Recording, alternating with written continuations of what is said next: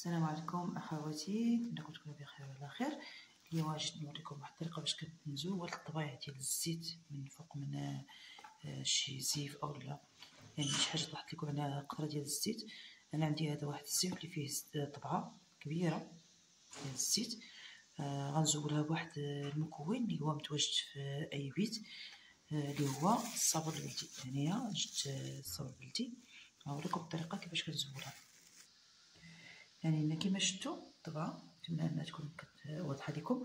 كناخذ الصابون البلدي وكندير عليه هذا الصابون البلدي العادي، يعني مخلط مع حتى شي مكون اخر.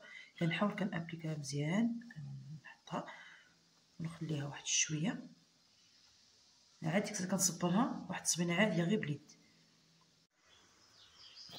هنايا لقيت طبعه اخرى هي كما كتشوفوا. هاد الزيوفات غير كيطبعوا بالزيت. انا غنعاود ندير عليها واحد شويه ديال الصابون البلدي ونخليها واحد شويه، وغادي نصبرها غير بيديا، يعني غير بالماء وهذا الصابون هذا صافي، وغادي تشوفوا معايا النتيجه كيفاش دايره. وهنايا انا جبت الماء،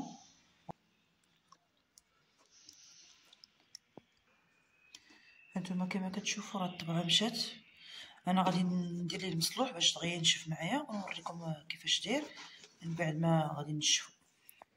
يعني شحال من حاجه جربتها، ولكن هذه الطريقه هذه هي اللي تقريبا اللي فكاتني انا من المشاكل ديال الطبيعه ديال الزيت في الحوايج او حتى في الفراش. يعني حتى الا كانت شي زربيه او شي حاجه طاحت لكم عليها نقطه ديال الزيت او فوق الطلامط، كديروا لها هاد الطريقه هذه واحد شويه وكتحاولوا تفركوها بشي فوطه وكتدهنوا من الطبايع.